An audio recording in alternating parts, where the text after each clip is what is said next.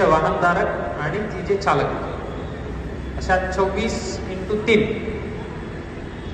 72 लोकांच्या यादी तयार केलेल्या आहेत त्या एक गुन्ह्यात.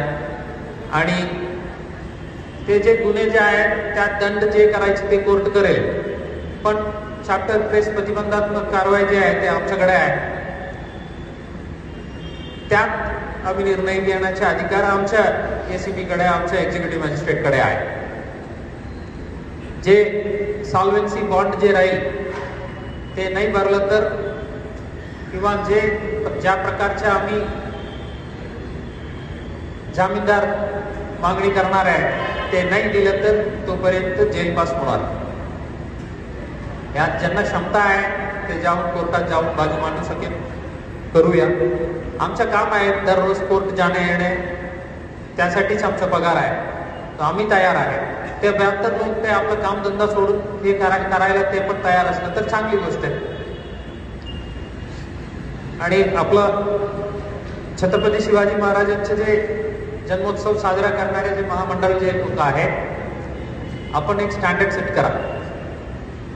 आपल्याला बघून बाकी लोक शिकवायला पाहिजे. आणि तुम्ही जे स्टँडर्ड सेट केलं त्यापेक्षा कमी झालं तर त्यांना लाज वाटलं पाहिजे.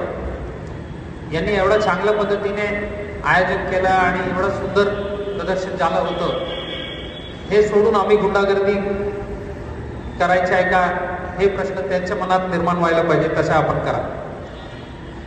आपण जे दिलेले एक एक सूचना जे आहेत ते आम्ही नक्की पालन करू. हे लॉ अँड ऑर्डर डिटोरेशन बद्दल जे म्हणत होतो मी, आज फ्लेक्स बॅनर लावलं तर काय फरक पडणार आहे, कोणाला काही त्रास नाही आहे. उद्या DJ आणखी जरा आवाज वाढवला तर काय फरक पडणार आहे. लेझर ऍड झाला, सायरन ऍड झाला, अशा एक एक करून जे गुन्हेगारी प्रवृत्त जे म्हणतो ना आम्ही, ते नियम आम्ही पालन करणार नाही, नियमाबाहेरच जाणार आम्ही. हे एक दिवस काय आमच्या घरी घुसणार आहे.